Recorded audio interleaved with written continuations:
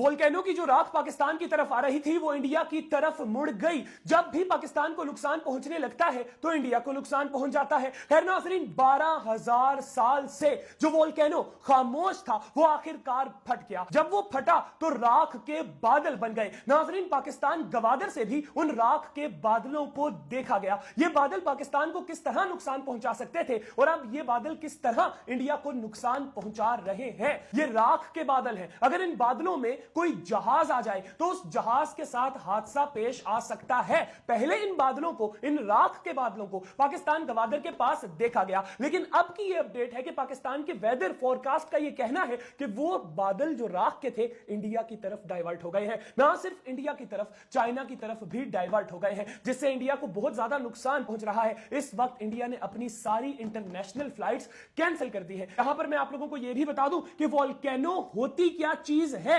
Volcano एक process को कहा जाता है। इस प्रोसेस में पहले पत्थर पिघलता है, जिसको हम इंग्लिश में मैग्मा कहते हैं। जहां पर जमीन अंदर से बहुत गर्म होती है वो पत्थरों को पिघला देती है। जब पत्थर पिघल जाते हैं तो वो लावे की शक्ल इख्तियार कर लेते हैं, जहरीली गैसेस की शक्ल इख्तियार कर लेते हैं, आग की शक्ल इख्तियार कर लेते हैं। जब वो काबू से बाहर हो जाए तो वो जमीन को फाड़ कर बाहर निकल आते हैं। इस सारे प्रोसेस को वोल्केनो कहा जाता है। नाज़रीन, इथियोपिया जो कि पाकिस्तान से 3,000 किलोमीटर की दूरी पर है, वहां पर वोल्केनो फटा। क्योंकि ये वोल्केनो 12,000 साल से खामोश था तो इसकी राख ने बहुत खौफनाक बादल बनाए जो कि आ रहे थे पाकिस्तान की तरफ, लेकिन अब इंडिया की तरफ डाइवर्ट हो गए हैं। आप लोग इसके ऊपर क्या राय रखते हैं जरूर कमेंट सेक्शन में अपनी राय का इज़हार कीजिएगा। इसके साथ ही मुझे दीजिए इजाजत। अल्लाह हाफिज।